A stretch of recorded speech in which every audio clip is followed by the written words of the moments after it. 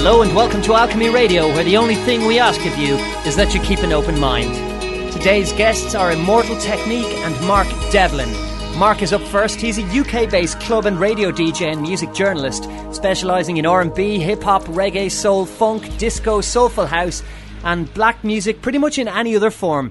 Since 1990 he's been producing and presenting radio shows, DJing in clubs all over the world, producing mixtapes and CDs and contributing to market-leading music magazines. He's got so much more in the bag as well, as we're about to find out. Mark, you're very welcome to Alchemy Radio. How are you? I'm good, John. Good to be with you today. Well, the pleasure is all mine, and you've a very interesting background story before you came into, I suppose, the whole realm of consciousness and authenticity. Tell us a little bit about where you've come from and how you've got to where you are. Okay, well, I've been a DJ for 23 years now. Got started in 1990. Always wanted to be. I was always into music from a very early age. Bought my first record when I was 5. Which was Queen's Bohemian Rhapsody. A lot of people have really embarrassing first records, so that one was quite cool. I won't tell you the first album. Go on, tell us the first album. The first album was the Grease soundtrack, so it's not quite so cool. But hairbrushes at the ready. Yeah, I grew up being into pop music, basically, whatever was in the charts, and took a healthy interest in that through my teenage years. And as I got a bit older, my taste got refined. And I got into basically black music, soul, hip-hop, R&B, funk, early house music, garage, all that sort of thing. And I decided I really wanted to become a DJ. So after a bit of hustling and a few power moves, early power moves, I got there in 1990, started working for a local radio station in Oxford called Fox FM, doing background production, all that sort of thing. And eventually that led to club gigs. And, you know, it's humble beginnings, as it is for all of us. And things gradually grew and got a lot of contacts and networks in place. And over the years, I've been fortunate enough to DJ all over the place, up and down the UK, over 40 different countries around the world. You know, I've had a good innings, had a good few years, lots of memories, lots of great times along the way. And I've done radio, clubs and music journalism in that time. Things reached the point by about 2008 where I was starting to ask some questions about not only what was going on in the music business, and with particular reference to the sort of music that I was playing, which was mainly hip-hop and R&B, so-called, but also what was happening in the wider world and how the music agenda fed into the much wider picture of what was going on globally, what life is all about, who's really running the show, who's really pulling the strings, what their motives might be. And that's where we get into these very deep, complex areas full of big questions about the purpose of life and reality and consciousness and all that sort of thing. So, the transformation had started to take place around about 2008, and it was kind of completed by about 2010, which is the year that I pinpoint as receiving what I refer to as my conscious awakening. Okay.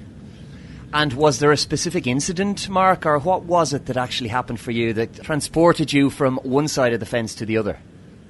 Well, it wasn't a singular incident that I could put my finger on. It was a gradual process, and it was the culmination of lots of different things. It was basically as a result of doing lots of reading and doing lots of research, and reading many different authors, not least David Icke. David Icke's books were very influential for me.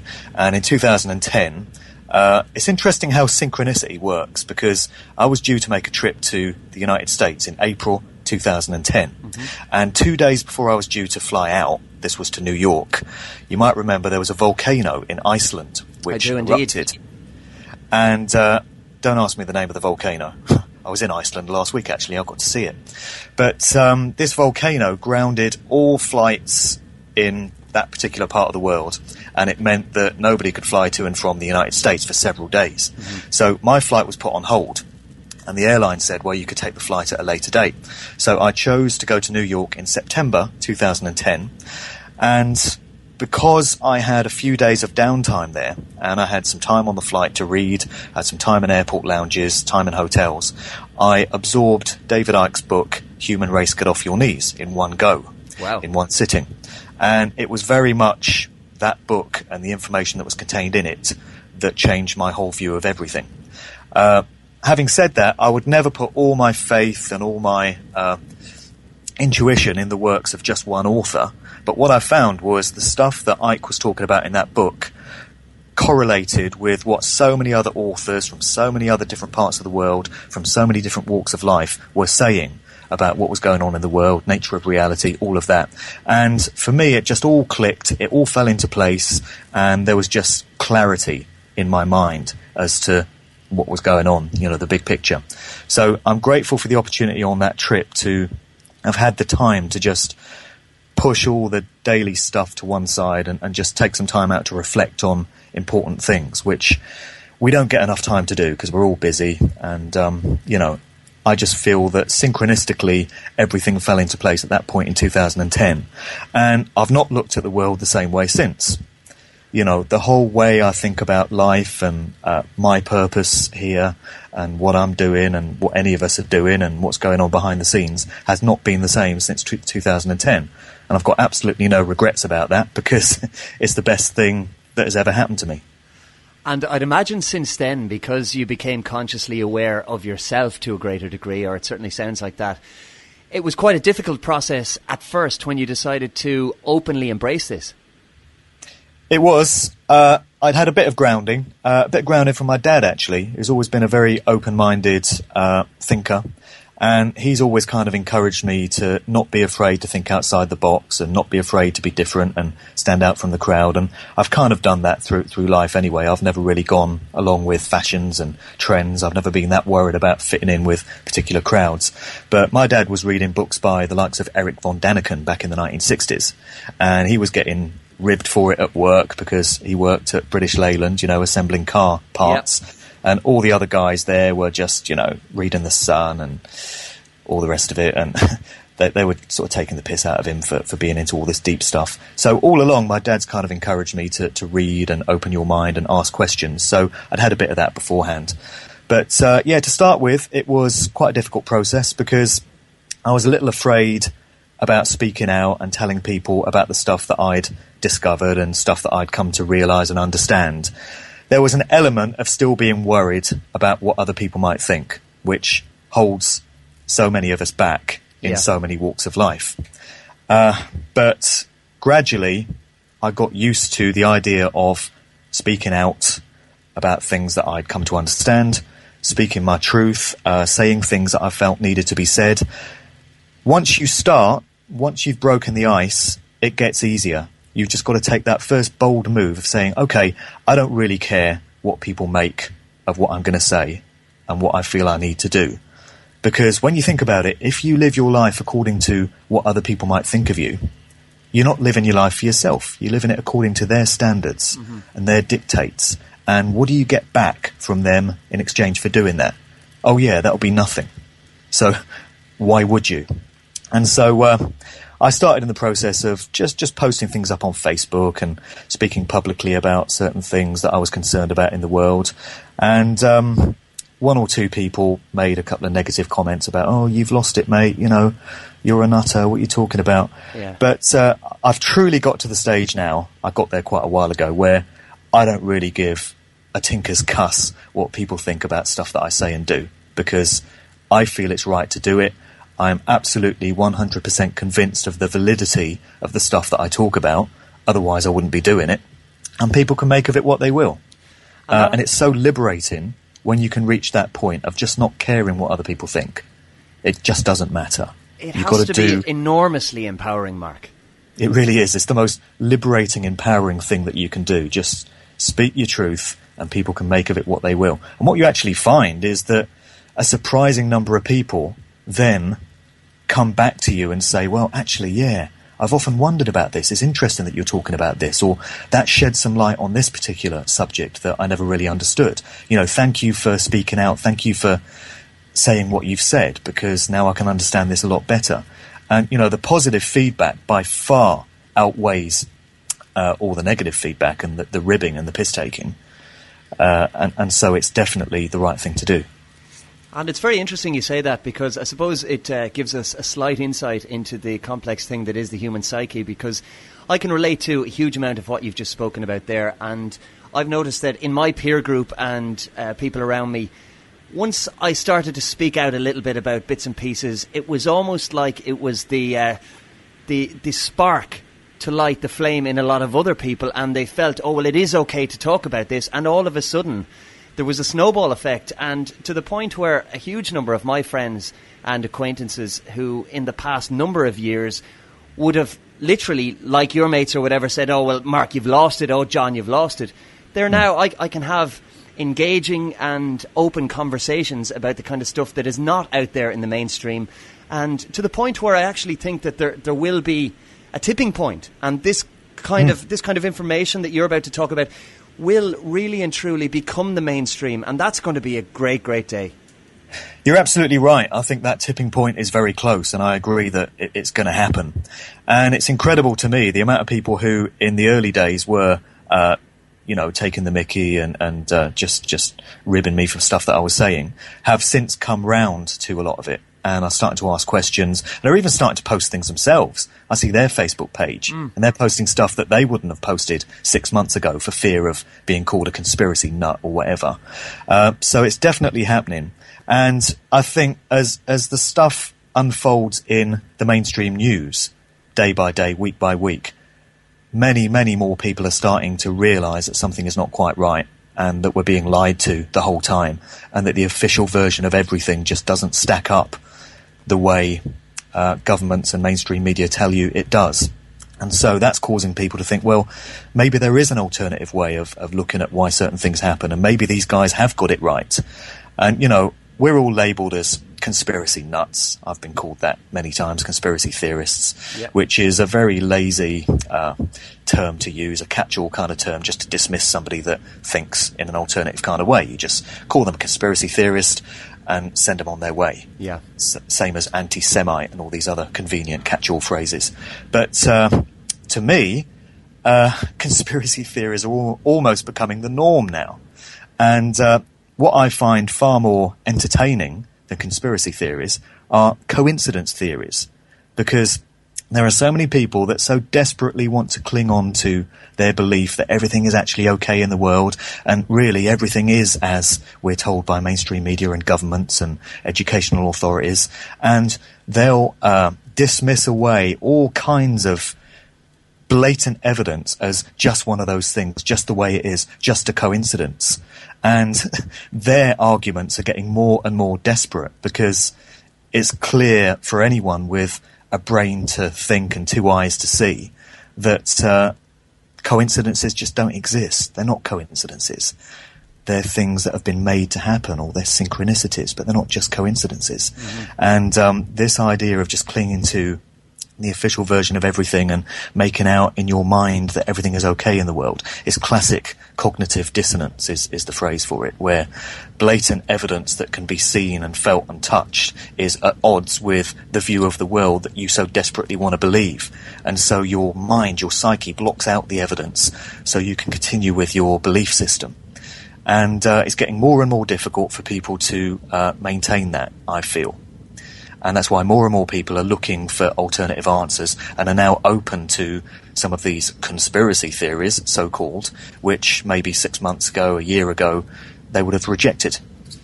Absolutely. And to be honest, as somebody who has been involved in the music industry for quite some time, as you have, it's amazing to watch how little bits of information are filtered into the public consciousness, or even the subconscious, I suppose, is what is really happening through symbolism and through music videos and pretty much everything we're going to talk about for the rest of our chat. But people do build up a paradigm for themselves, be it known or unbeknownst to themselves, and it can be quite difficult for somebody to break out of that and to shatter that. But I have no doubt in my mind that at the moment there is a kind of, and I hesitate to use the word awakening because it's become almost, I don't know, it's blasphemous in some circles to say awakening, but the journey that people are going on has accelerated and is continuing to accelerate, and I think people are really raising their consciousness and their vibration, and they're actually able to look beyond some of the subconscious programming that is coming from the control system. And I think no more so than in music, when people switch on MTV now and so much of it is so blatant, or we see it as being so blatant now. I don't think it's necessarily that a lot of it is. I think it's that so many people are just more open to actually seeing the signs now. Yeah, indeed. It is getting absolutely blatant. And for people like ourselves, not to try and put ourselves on any pedestal or claim that we're better than anyone else. It's not about that. It's just the fact that we've been able to raise our consciousness, and we're now viewing what's going on in the world, what's going on in life, from a different, higher perspective than we did before. And we all get there at different stages, and we were all kind of asleep, if you want to call it that, for many years ourselves. So we have to remember that for many years we fell for all the tricks and all the, deception. But it can be difficult for the likes of us to think the way the masses are thinking now, that everyone else is thinking, because we can spot a symbol a mile off now. We can watch a Jay-Z video or a Lady Gaga video and see pyramids everywhere and bloody all-seeing eyes everywhere and satanic pentagrams, and know exactly what's going on and why they're there. And it can be difficult to forget that for people that don't have that level of awareness and consciousness yet, they don't know why these things are there, and they don't spot them that easily. So we have to kind of be aware of that. And also, most of the people that I speak to on Facebook and people that I correspond with are other people that have woken up, if we want to call it that have this conscious awareness, and we all talk about things from that perspective. And I think it pays every now and again to take a look at the mainstream news. I don't watch TV, but every now and again it's good to just look at the news and read a newspaper or a magazine and just remind yourself of what everyone else is being asked to believe and all the lies that they're being fed, just so that you can keep a perspective on the way most of the population are thinking. And that helps you to be able to address situations from an informed perspective, I find. But yeah, you're absolutely right about the tipping point. I think it's very close. I think people are starting to spot all the lies in the news. They're starting to spot these things that go into music videos. They're starting to spot the fact that all the music kind of sounds the same and is all dealing with the same lyrical themes, and you got the same images cropping up time and time again in videos, and music doesn't sound the way it used to. It doesn't. It's all conveyor belt, uniform garbage just being churned out on a production line now. And you can hear it. If you're a music lover, you can hear that in the majority of mainstream output, there's no organic, creative element to it. There's no artists expressing themselves the way they intuitively feel to. It's all being done according to blueprints and formats and templates. Who can't spot this now? Yeah, so you did a very interesting talk recently on the Illuminati in the music industry, Mark. And the term Illuminati is a funny one because a lot of people automatically lump it in with that dirty word conspiracy and conspiracy theory, using inverted commas heavily there.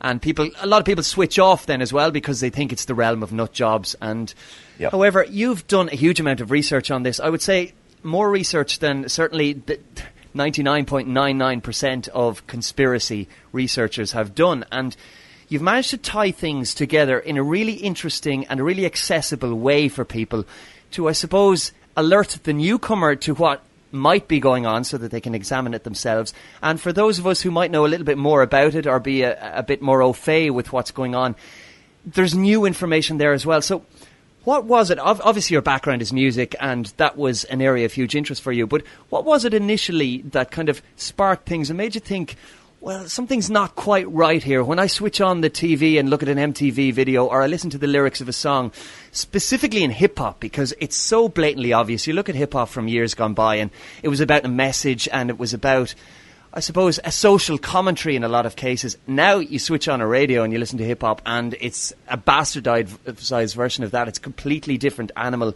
It's about swag and bling and money and, I suppose, about the control system and worship of the control system. What was it that made you decide, right, music, this is where it's going, I can see it, and now I'm going to talk about it? And how did you initially broach the subject? Well, you're absolutely right that it's possible to see it so much in hip-hop. That genre in particular has been so infiltrated now.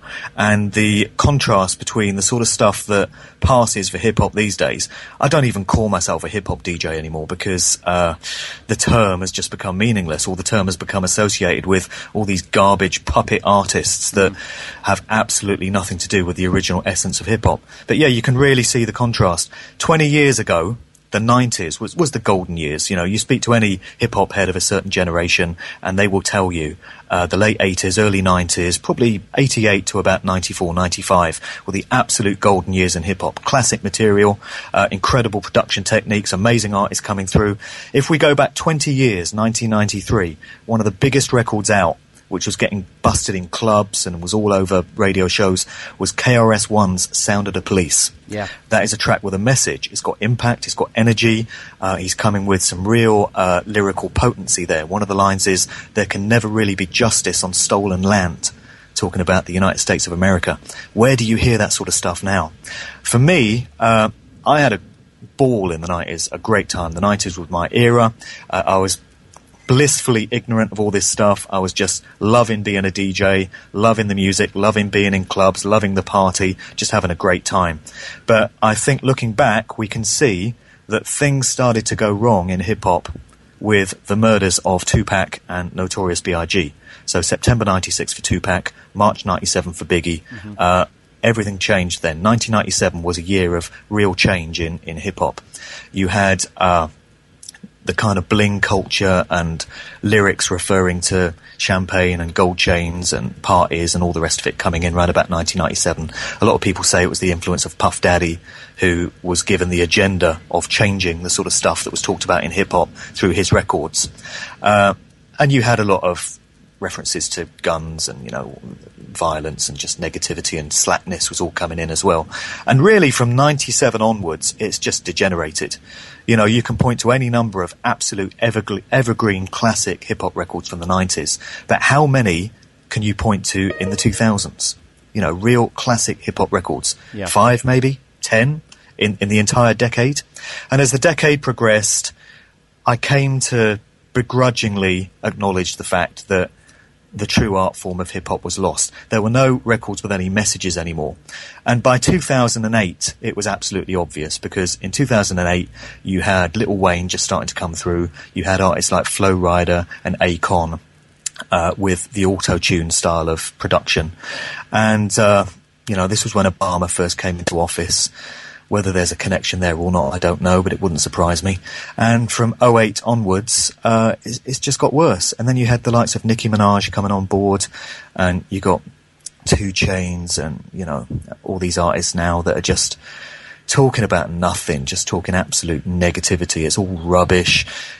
All the lyrics are the same. Most of them are absolute nonsense. You know, Nicki Minaj records, Big Sean records, talking about wobbledy wobbly wobble and arse, go stupid, go stupid. These are lyrics that an entire generation are absorbing now. But quite literally, Mark, for anybody who mightn't be familiar with this music, those quite literally are the lyrics.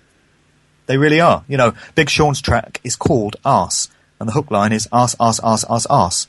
And, you know, anyone that wants to look into it further, look up the lyrics, just put in, you know, go into Google and look up the lyrics of these tracks and have a look at the sort of stuff that's being indoctrinated into people. I mean, the hook line, go stupid, in the Lil Wayne record and also a Big Sean record would appear to be an instruction to the people listening to it.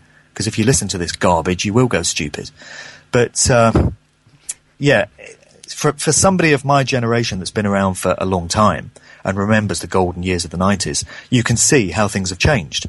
But if you're 17, 18, 19, 20 years of age and you're just starting to get into all this music, you're just starting to listen to the radio, you're just starting to go clubbing, it's the first time that you've been exposed to this culture laughingly referred to as hip-hop. Yeah. And so all these records that you're hearing, Nicki Minaj, Lil Wayne, all the rest of it, that is your perception of what hip-hop is. And the lyrics you're being exposed to are your perception of what hip-hop talks about. And you have nothing to compare it to. And so what's happened is an entire generation of young people is being very successfully conditioned and programmed to accept a certain style of music and to have their perception of what's important in life dictated to them.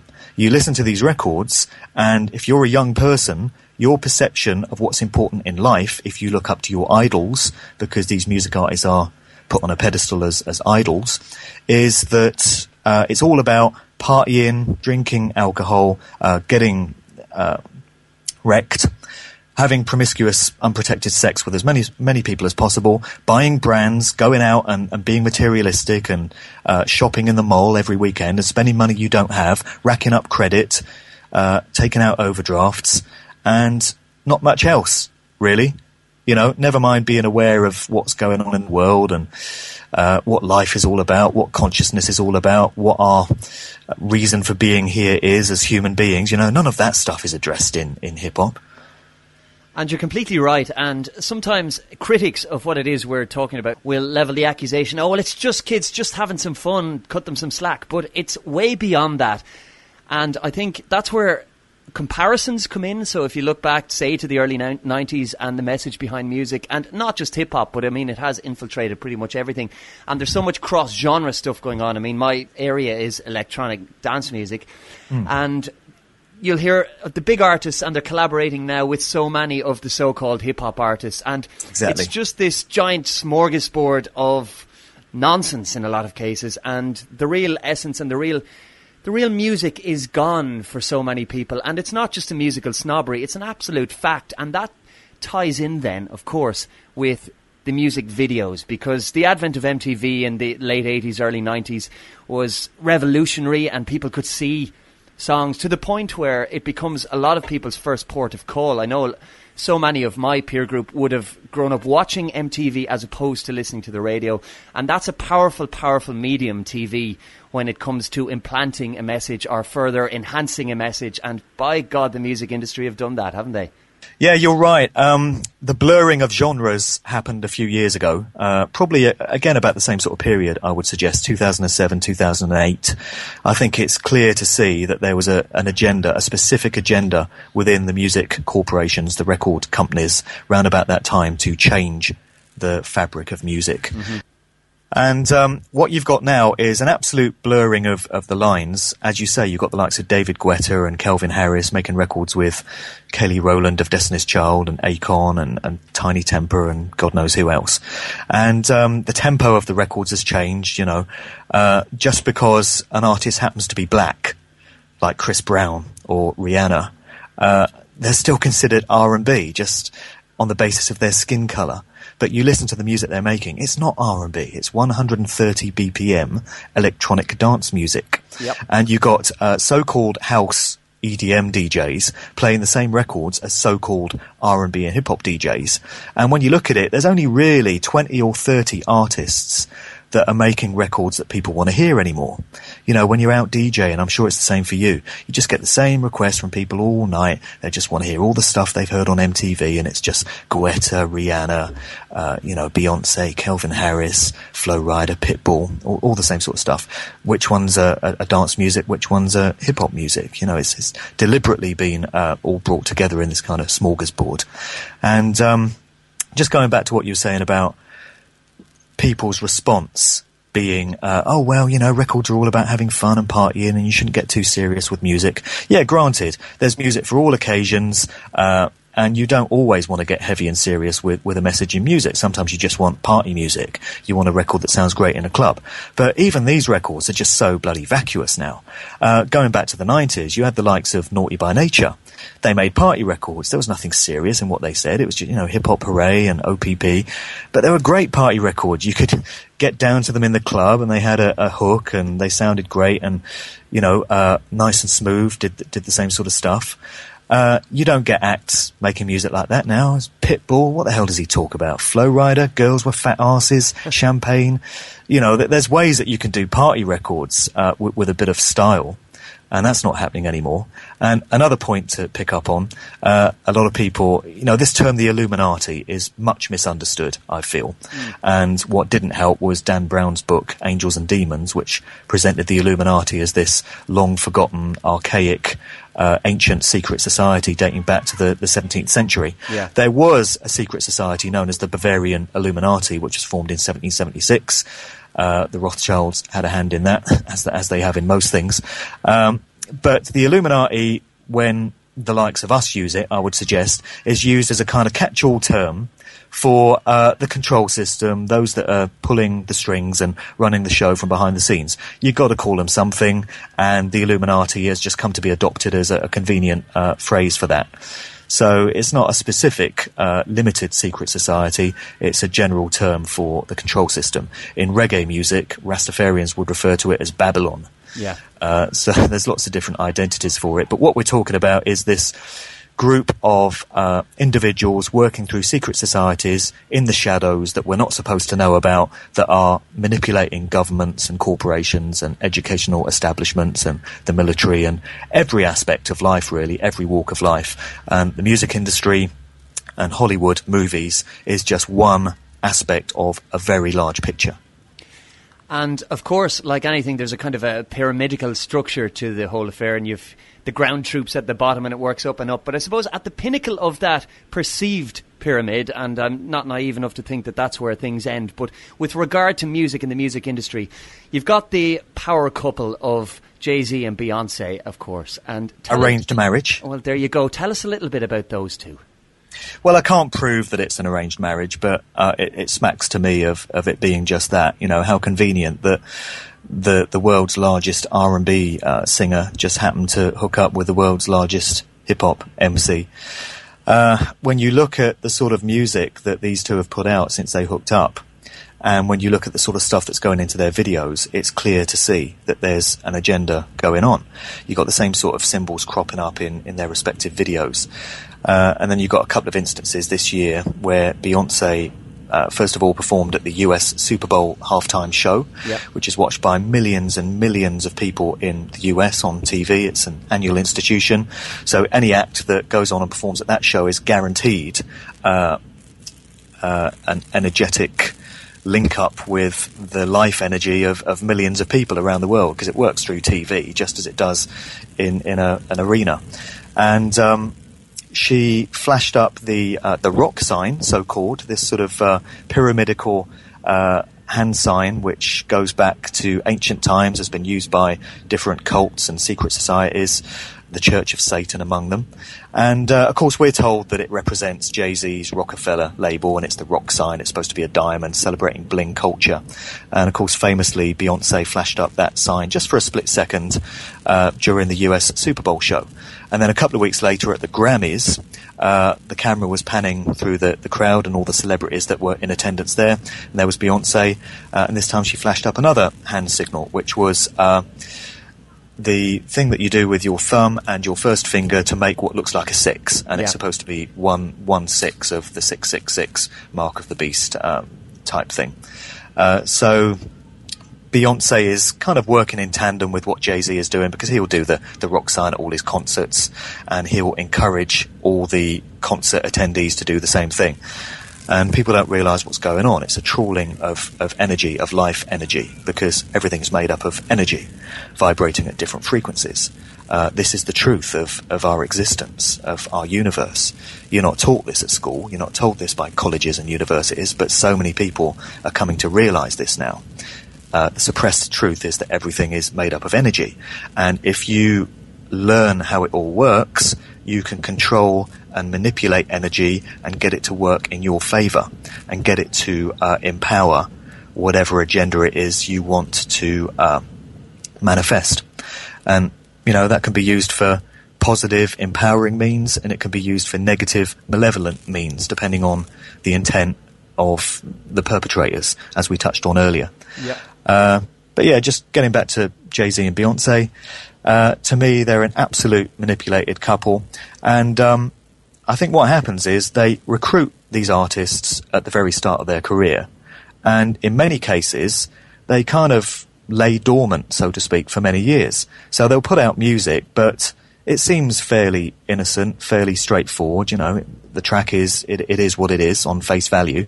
And there comes a point in their career where you get the impression, when you start studying this stuff for long enough, that they've reached a point where they're required to step up, and they're required to really start doing some work for the control system. You can see it with Jay-Z. You know, his first few albums were...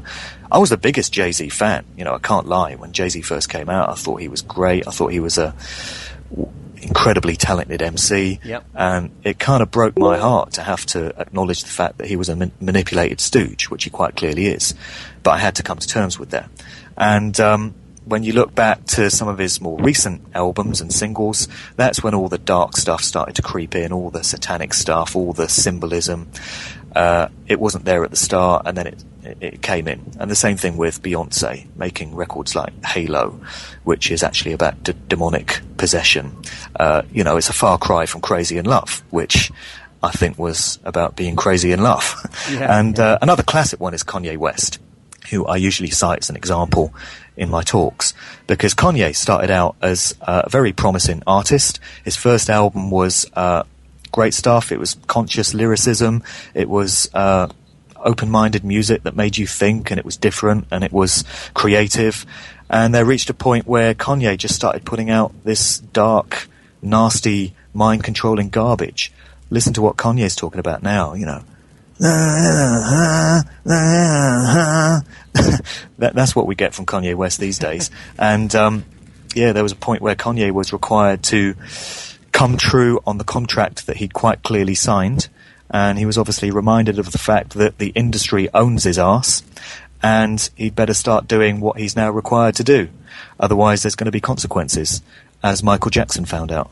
And that's a very interesting point when you say about ownership of artists, because this phrase that has cropped up time and time again with quite a number of big high-level mainstream artists, from Bob Dylan right through to Katy Perry and so many in between. It's this selling the soul to the devil. What's your take on that, Mark? Well, people think it's a metaphor. Selling your soul for the devil just means signing a contract, and it's quite a restrictive contract, and you have to do what the record companies say. But I would suggest that there's a lot of literal truth to that. You mentioned a couple of artists there. You can look up videos on YouTube of Bob Dylan and Katy Perry talking about just that. Katy Perry is being interviewed, and she says that she wanted to be a gospel artist initially, and she didn't make it. And so she signed with the major corporations, and she says, her words, sold her soul to the devil. And she appears to be making a joke of it, but if you look in her eyes, there appears to be a bit of regret there and a bit of truth in what she's actually saying. The other one is Bob Dylan, who's being interviewed recently, and the interviewer says, what's the secret to your longevity? You've been on top of your game for 50 years now. Yeah. And he says, I made a deal with the devil, or words to that effect. And he looks a bit regretful of it as well. And there's no doubt about it, when you look into it with an open mind, and it has to be with an open mind, if you've got a belief system to defend, if you're religious, if you're a Christian or a Muslim and you want to defend your beliefs, then you're not going to be approaching this with an open mind. If you've got political beliefs, if you just want to carry on believing that the world is okay and everything is fine, you're not going to see it. You've got to be prepared to cross that line, think outside the box, and embrace what you're seeing with your eyes. It's clear to see that there's some very dark, very occult stuff going on behind the scenes in the music industry. And artists, when they sign to these corporations, they're promised fame and fortune, but there is a price to pay. And because of the rituals that these record companies perform, and rituals can take the form of live stage shows, they can take the form of music videos, these artists are literally having their life energy trawled and zapped by the corporations. And some would suggest that there's possession going on as well. This is hinted at in loads of the imagery that you see in videos. And you've got to ask yourself, is it worth it? The basis on which a lot of hip-hop artists are recruited, Jay-Z's a good example, Lil Wayne would be a good example, 50 Cent, is, these guys come from the ghetto, they come from absolute poverty, they've sold drugs, their lives are going nowhere, they're just living these hopeless, negative lives.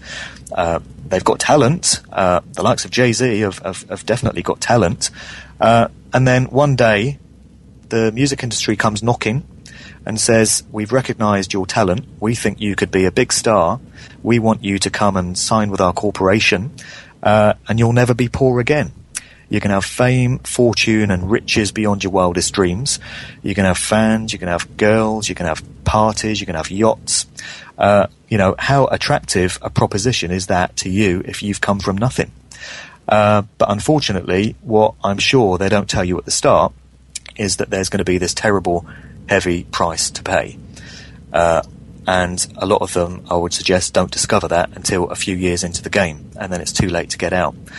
So you get examples of some artists who obviously come to realise the terrible nature of the contract that they've signed. And there's stories of artists signing contracts in their own blood. I don't know if that's true or not, but you hear of it. They literally have to sign contracts in their own blood to make that seal, that pact. But a few years down the line, a lot of them come to realise, oh my God, what have I done? It's just not worth it. One example of an artist that's tried to break free, which is quite topical at the moment, is Lauryn Hill, formerly of the Fugees. She's been in the news in the last couple of weeks over this huge tax bill that she owes. $980,000, I think. Yeah, just under $1 million, I think, yeah. Yeah, I forget the exact figure. Yeah, just under $1 million, which suggests that her earnings must be well into the millions to have a tax bill that is nearing $1 million.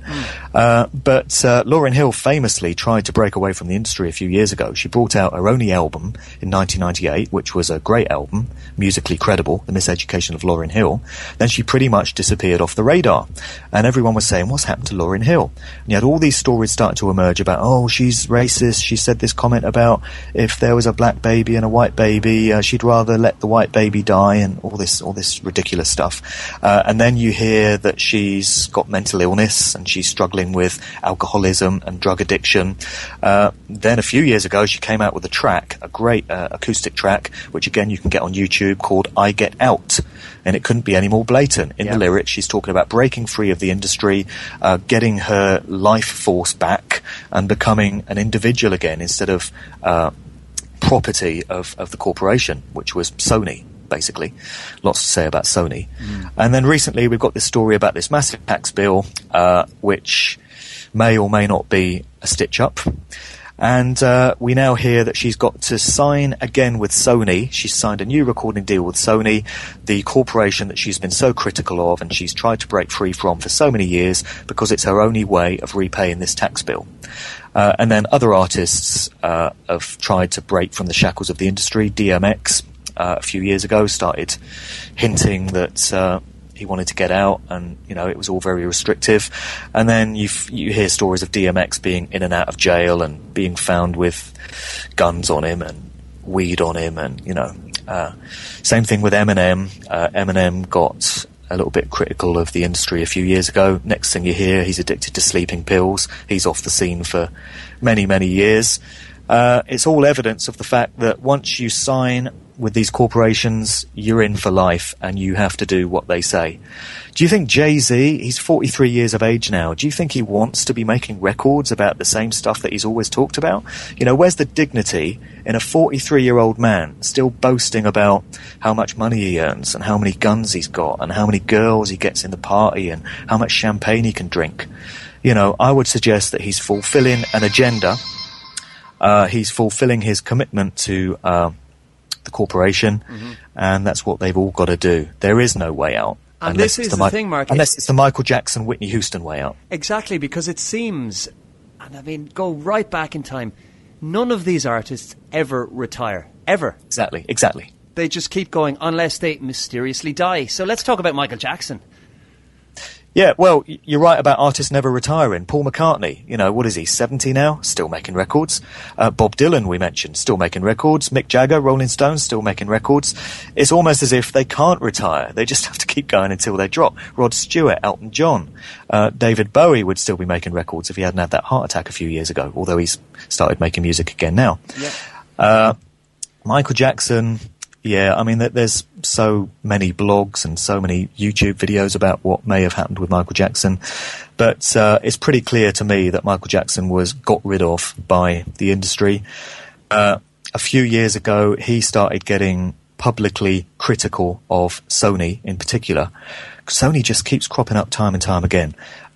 He publicly referred to the former CEO of Sony Music, Tommy Mottola, as a devil. Tommy Mottola was the one-time husband of Mariah Carey, who was another Sony recording artist. And once we get into the realms of MK Ultra mind control, which is a whole different subject in itself, you hear claims that Mariah Carey, along with many other artists, was actually a victim of mind control. And you get handlers in mind control, who are the people that provide the triggers to set off these different dissociative identities that exist within the subject's mind. And there's a suggestion that Tommy Mottola was Mariah Carey's handler. And just to interject for a second, Mark, sorry to cut across you. For anybody listening out there who might think mind control, this is absolutely ridiculous. I mean, MKUltra is now an acknowledged US military and government plan going back decades and decades. This isn't the realm of, or those words again, conspiracy theory. Absolutely. This is openly accepted and acknowledged by the people who ran these programs. Yeah, I mean, there's conspiracy theory and there's conspiracy fact. Exactly. It stops becoming a theory when you can actually back it up and when there is tangible evidence to support it. And there have been so many whistleblowers and insiders over the years who have exposed the MKUltra mind control agenda. It's very, very real. If you want to scoff at it and laugh at it and reject it, it's your choice, but do it at your peril. If you want to revel in that ignorance, then go right ahead. But you may find yourself reassessing your view of it in a few years' time, because there may be new evidence to suggest that it's absolutely real, and it is. But yeah, to get back to Michael Jackson, he was very critical of Sony, and there's this suggestion that just before he was due to do this series of shows in London at Wembley in 2009, he was planning to use it as some kind of platform to further expose the workings of the industry and further let people know what was really going on. And with Michael Jackson, it goes way back. You know, there's evidence to suggest that he was a mind control victim himself from a very young age when he first started out with the Jackson 5. He's been compromised and corrupted and utilised and abused by the industry all through his career. And the two cases of him being up in court on child abuse charges, apparent paedophilia, are, to my mind, absolute stitch-ups. If they weren't, why didn't he go to jail? You know, they were thrown out in the end. They were methods of tarnishing his image in the eyes of the public, because the industry had realised he was starting to become a bit dangerous. He was starting to become a bit unpredictable. The industry likes its artists where it can keep an eye on them. It likes them adhering to the agenda. It doesn't like mavericks. It doesn't like people speaking out and articulating their own thoughts. And so Michael Jackson became a bit dangerous. And seemingly, when it became clear that he was going to use these London shows to further expose the true nature of the industry, he had to go. You know, who really buys the coincidence that just before he's going to do these shows, he just happened to OD on pharmaceuticals? Conrad Murray is the classic fall guy, the classic patsy. You know, there's always someone that they put in the frame for these things, whether it's Lee Harvey Oswald or James Holmes, or in the case of the Boston bombings, two of them, the two brothers. But there's always a fall guy, and Conrad Murray was the fall guy. And you can speak to any number of researchers that have really gone into this in a major way, and they will tell you that Michael Jackson was taken out. And we then get into the realms of ritual and ritual sacrifice, and the idea, which I know will be incredible to many that are hearing this for the first time, but again, do a bit of research. Once you've got over the initial shock of hearing it, if you go into the subject of the ritual sacrifice of artists by the music industry, you will find there's a lot of validity to it. The music industry is very dark in nature. I'm talking about the mainstream industry now, not the industry as a whole, not every single label, every single artist, of course not. We're talking about the upper echelons of the US industry. And when it comes to Michael Jackson, there's evidence that he was taken out because it was convenient for them to do so. But when they decide to take an artist out, there's always a ritual, occult element to it. And that's what I believe happened. And it's very interesting because so many people would, as you mentioned, have seen Michael Jackson, of course, as Wacko Jacko and this character who in his private life clowned around all the time. But in essence, that made things very, very easy when the end game came to take him out, and nobody really batted an eyelid. You know, just another thing on the tabloid reams of stuff about Michael Jackson. An unusual death, well, that's not so strange. What else would you expect from Michael Jackson? And that happens time and time again. Quite often there are hatchet jobs done on those who try to speak out or break free. I think DMX is a very good example, who you mentioned earlier on. I mean, somebody who was absolutely huge in his field. I think 7 consecutive Billboard #1 albums, which I think had been unheard of. And all of a sudden, the media starts to portray him as this crazy guy, and he's brought up on all kinds of jumped up charges, and he starts to speak out publicly online about what's going on, and then he's literally thrown in jail and disappears, you know. And Dave Chappelle in the comedy side of things, another guy who was portrayed as this lunatic when he refused to sign a new contract with whichever of the corporations he was with, and said that he's gone back to Africa and he's gone to live in the jungle and all this kind of nonsense. But anybody who actually listens to Dave Chappelle speaking about his career trajectory and how he got to where he is now and why he decided to leave it all behind, it's obvious that this is a very sane, rational guy who's just being portrayed in a particular way. And of course, that's the power of the media. It really is. You know, DMX is completely irrelevant to this generation now. He's completely irrelevant in hip-hop. As is Ja Rule. You know, Ja Rule a few years ago was the biggest name in hip-hop. Yeah. But who's heard of Ja Rule now? If you're 17, 18, 19 years of age, just getting into hip-hop, so-called, you know all about Lil Wayne and Drake and Nicki Minaj, but who the hell is DMX? You know, he's just some old, crusty old guy from the past. You know, he's got no relevance now. When they decide that they've had enough of you, or they don't want to support you anymore, you're gone. And, you know, they could do this to Jay-Z tomorrow. If they decide that Jay-Z has outlived his usefulness, he's gone. You know, he comes with all this arrogant kind of swagger now, but it's only for today. And it could all go tomorrow. They could get rid of Beyonce and Rihanna tomorrow if they chose to. You know, they chose to get rid of Whitney Houston. She was a massive artist in the 80s. And again, there was a job of demonizing Whitney Houston in the eyes of the mainstream media. For years, you heard stories about, drug abuse and Bobby Brown's taken her off the rails. It's his influence. You know, she's a crack addict and all the rest of it. The thing that struck me about Whitney Houston when she died in 2011 was there was loads of tribute mixes that came out. DJs always jump on an artist that's died straight away and do their tribute mixes. Yeah. And listening to these mixes, I came to realise that pretty much every single track that Whitney Houston ever put out, with maybe one or two exceptions, was about love, positivity, harmony, just you know, positive, empowering stuff. Not all of it was my cup of tea musically, but the lyrical themes were all about love and positivity.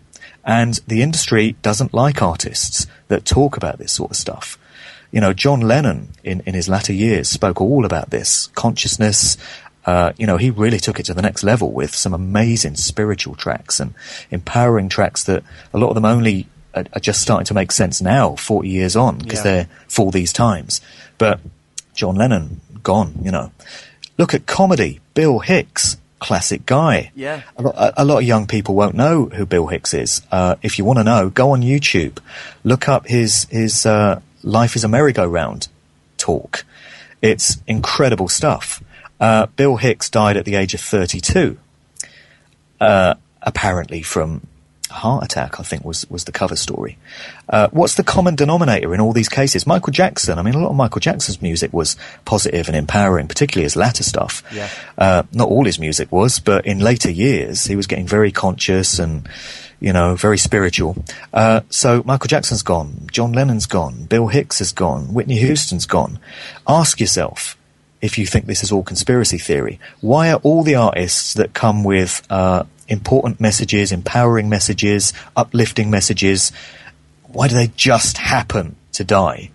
And the likes of Lil Wayne that tell you to go stupid, go stupid, go stupid, and talk about I'll beat that pussy up like Emmett Till, and other disgusting, horrific, just destructive lyrical references like that, are allowed to continue.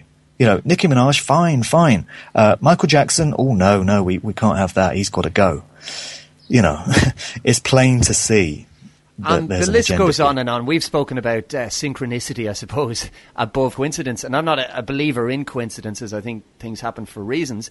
And, I mean, even to extend that list, you look at Bob Marley, you look at Tupac and Biggie Smalls, who you mentioned earlier on, Kurt Cobain, Jimi Hendrix, all these people who had a movement behind them or a message, and they just disappeared. They're just gone. And fine, they're then venerated within the music industry once they're gone. But, I mean, they can put whatever slant they want, or whatever label they're signed to can put the posthumous slant on that. So it's safe to, once they're out of the picture, to, I suppose, laud them as the fine artists that they were. But it leads on to a question mark, and it's something that I'm quite often asked.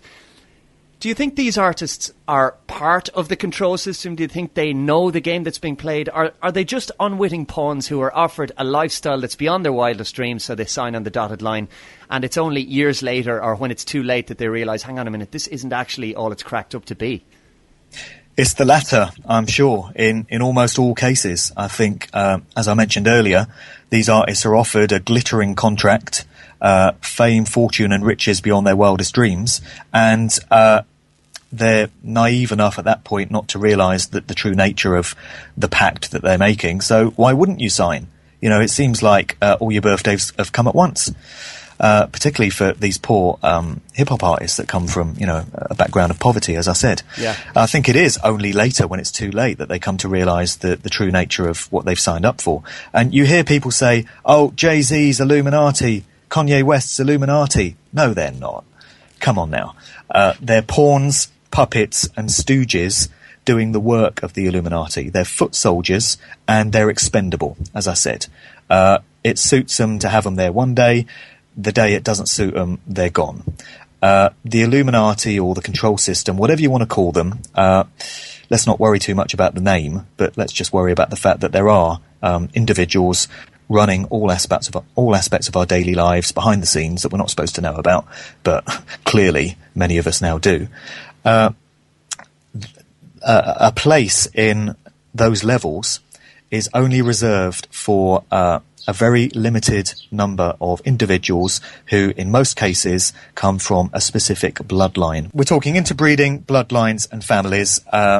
If people want some examples, some names, the ones that keep coming up time and time again are the Rothschilds. If you've never heard of the Rothschilds, look into them. Don't go onto Wikipedia, because Wikipedia is mainstream owned. Look into some alternative outlets, the true nature of the Rothschilds. It will curl your hair, trust me.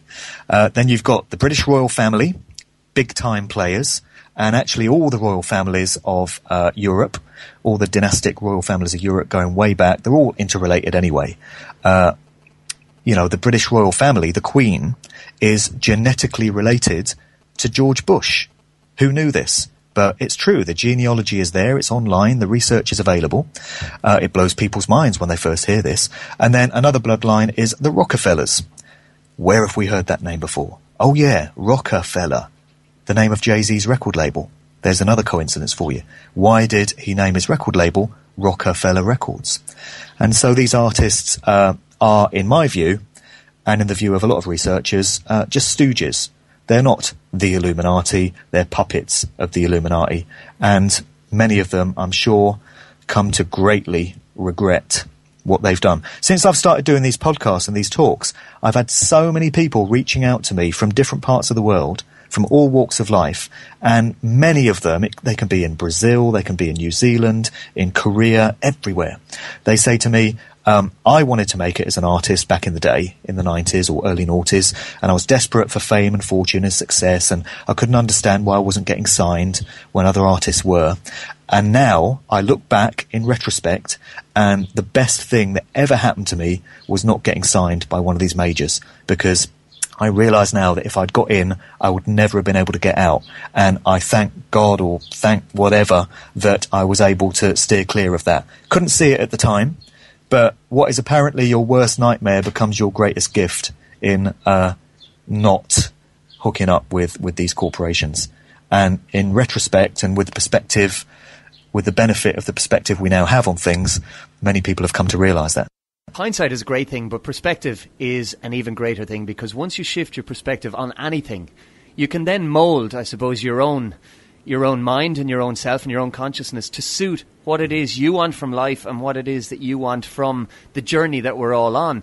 And I really believe that. I mean, people talk about the power of intention and people talk about the power of attraction and all this kind of thing.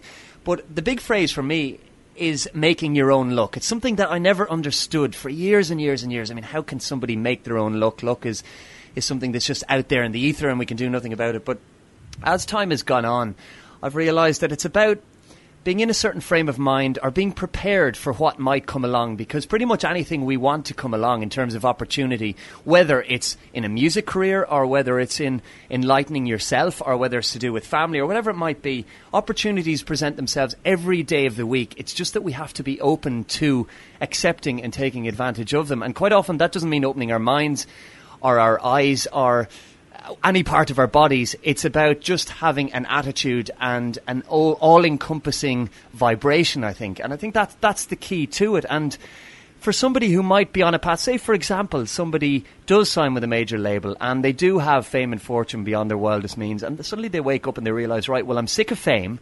I can't walk outside my door without being hassled or whatever. Fortune is nothing to me anymore because I have more money than I can ever do anything with. What's left? If you can't break free from that, I mean, that's kind of life over. And I think it's why we see so many artists attempt to rebel against what it is that's in essence enslaving them. And they're always unsuccessful when they try and do it because they're castigated, they're maligned, they disappear and die in a lot of cases. And I don't think that's something that most people, when they look back on their lives, would necessarily want for themselves. It might be attractive in the short term or when people don't have money or that kind of thing. But at the end of the day, is that what life's about? Personally, I don't really think so. Yeah, it's a difficult one because I would never want to say to an aspiring music artist, whatever you do, don't sign a contract with a major corporation, because of course that's anybody's aim when they want to make it big. You know, if you're a DJ, you want to play in the biggest clubs around the world. You don't just want to play little bars. So yeah, it is a difficult one. But then you see artists like, for example, Emily Sandé, who's an artist that I really like. She came out a few years ago, and her music was very different to all this garbage, poisonous, toxic crap that we're hearing from everyone else. You know, it's proper songs. She's a great singer-songwriter. But there was a video of hers that came out a few months ago for the song Clown. And if people go to the site vigilanttcitizen.com, the guy there breaks down all the symbolism and all the imagery in videos and lets you know exactly what's going on a sort of occult, symbolic level, and what's entering your subliminal mind without you even realizing it. And in the video to Clown, she's dressed up as a clown, and there's all kinds of there's a bit of mind control symbolism in there, and it looks like she's basically just being degraded and humiliated. And it's obvious she was made to dress up as a clown for this video, and it just seems to be a way of the industry once again on a subconscious level asserting the fact that it owns its artists. And I'm sure Emily Sandé, when she signed, didn't expect that this would be the case. So, you know, the point to make is even with supposedly proper, organic, creative music such as she makes, different to all the toxic shite, the manipulation is still there. So it is a difficult one. Again, so many of these musicians and music makers that have reached out to me from around the world have said independent is the only way. Just go the independent route, you know. You retain control over the sort of music you want to make. Maybe you could start your own label, or if you don't, then you can hook up with an independent label that's not a part of a big conglomeration, and that would seem to be the only way to retain some musical credibility and probably your sanity and freedom in life. And it's interesting because for the first time we are starting to see artists building big fan bases without having signed, and a lot of artists who actively refuse to sign to major labels. I mean, Immortal Technique, a very good example. Vinnie Paz, another one from the realm of hip-hop. These are big players globally, yet they have point-blank refused to sign on the dotted line and have retained, I suppose, their own internal and external credibility, and they're following their own path and their own truth, which I think is very important for anybody in this journey of life. Yeah, and much respect to those artists, you know, Immortal Technique, who I know you got on this show. In the UK, you got Low Key. There's a guy in the States called K Reno.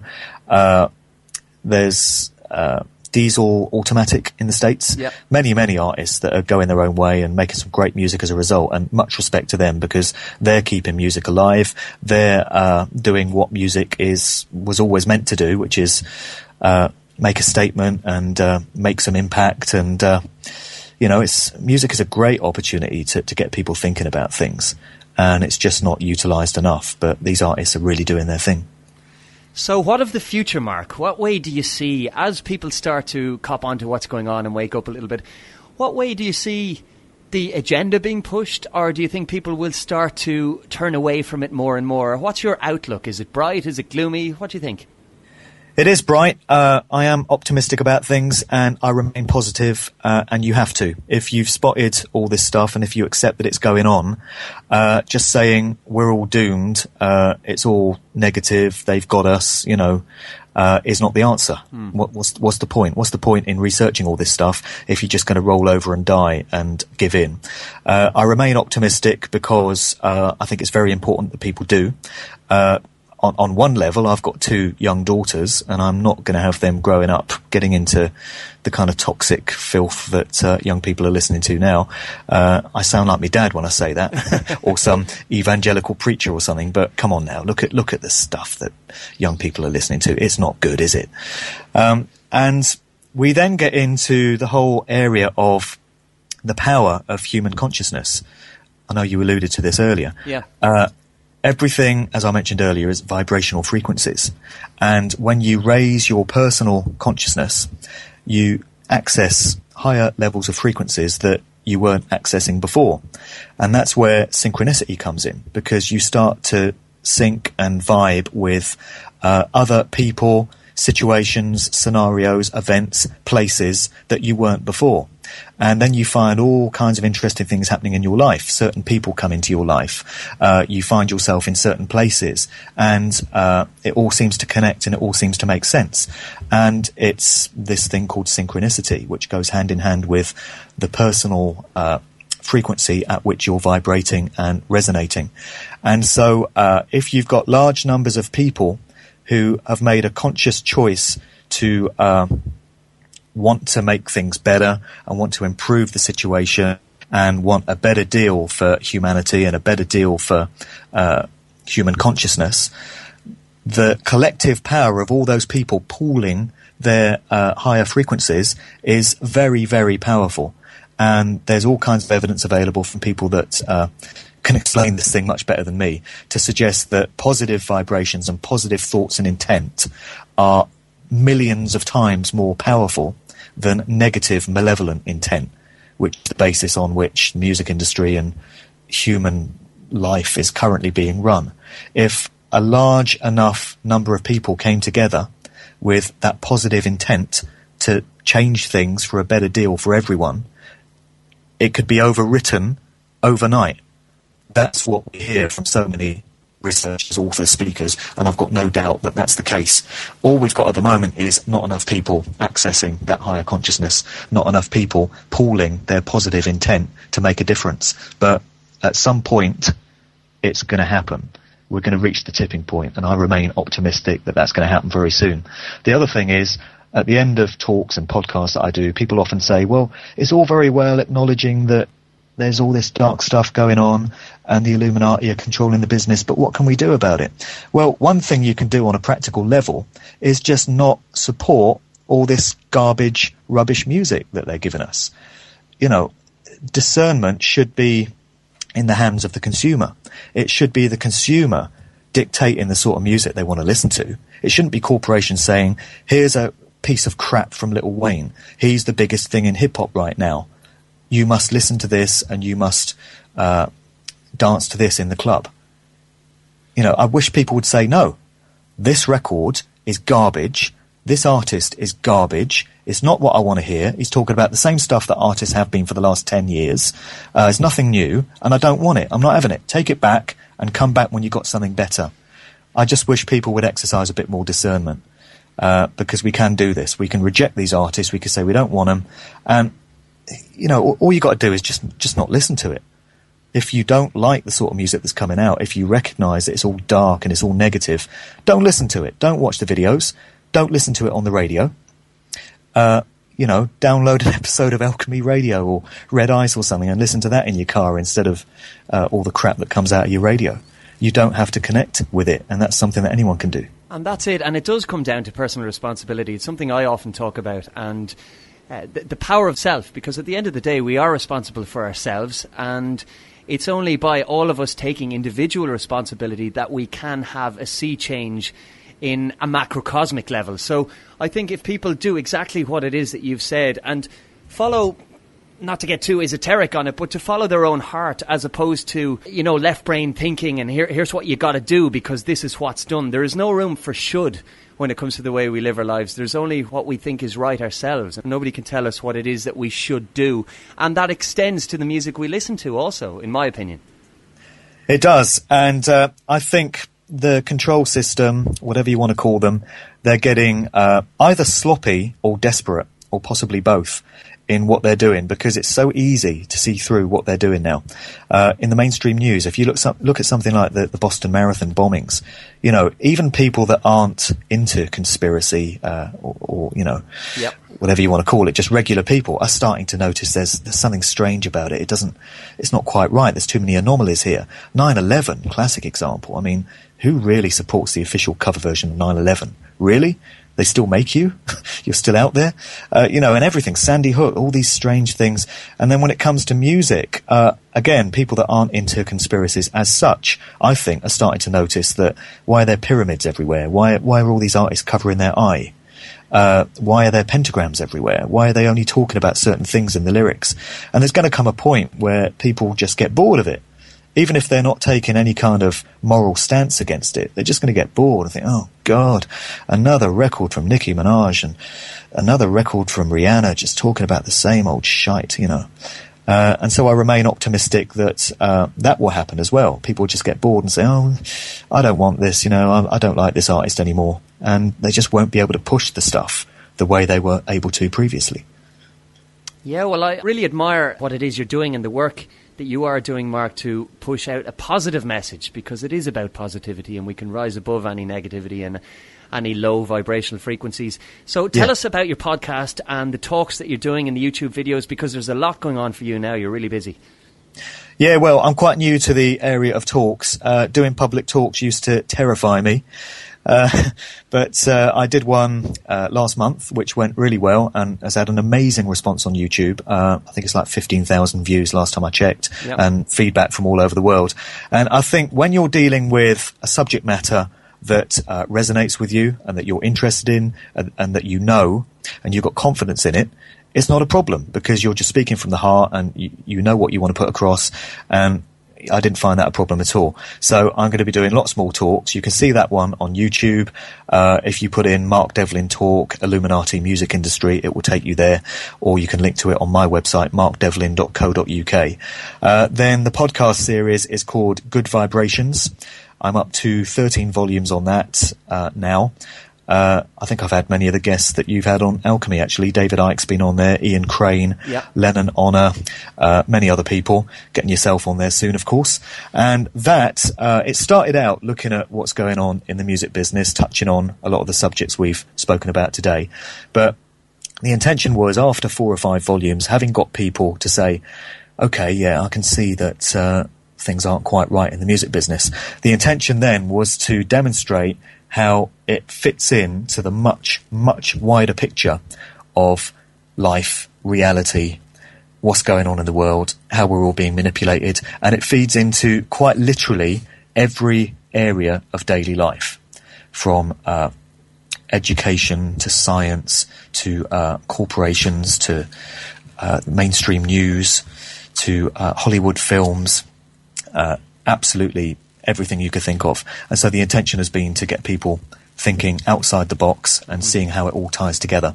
And that's an ongoing series that will continue now indefinitely. Well, I have to say I'm a big, big fan of it, and I look forward to each instalment as it comes. I think there's some very valuable information that you're releasing into, let's face it, a slightly more mainstream audience, because what you have done in your career in music, as I suppose I have up to now, is attract a certain type of listener and a certain audience, and there is a crossover, I'm certainly finding, with this show between the music that I do, and I would imagine you find the same, do you? Yeah, well, it's mainly music heads that I've tended to draw in, people that know me from what I do as a DJ, and I've been able to get a lot of those people thinking about wider subjects. But a lot of people have also found me through doing searches online, and they've come across me for the first time through the sort of stuff that I'm doing now. And I've not been able to locate anyone else in the UK that's speaking publicly about this stuff. And I don't believe it's because nobody else believes in it or can see that it's going on. I would suggest that thousands of people and many other DJs and music people know exactly what's going on and have seen all this stuff. But they just don't want to speak out about it for fear of how it'll affect their career or, you know, what might happen to them. And for that reason, there's nobody else in the UK doing it. I'm happy to do it because I've come to understand that that's why I'm here. You know, not to get too esoteric again at this point, but I think everyone at some point in their lives comes to question, what am I doing here? Why am I in this world? What's my reason for being here? Yeah. We all do have a reason. And it takes quite a long time to work out what that reason is sometimes. So imagine my shock when in 2010 I came to understand that why I'm here in this space and time and why I became a DJ and why I'm a music man is because I need to be here communicating this information at this time. That's what it is. In the US, of course, you've got the likes of Professor Griff, formerly a Public Enemy, talks about all this stuff. Lennon Honor, there's Sonia Barrett, there's a guy called Mark Dice, but nobody else in the UK. So I'm doing it. People can make of it what they will. Some will doubtless dismiss me as a nutter. Fine, that's your choice. Many others hopefully will not. Well, Mark, the message is entirely positive, and thank you so much for joining me on Alchemy. It's been an education and an absolute pleasure. I have the power, you have the power, we have the power. Mark Devlin, thank you for joining me on Alchemy Radio. Thanks, mate. Cheers.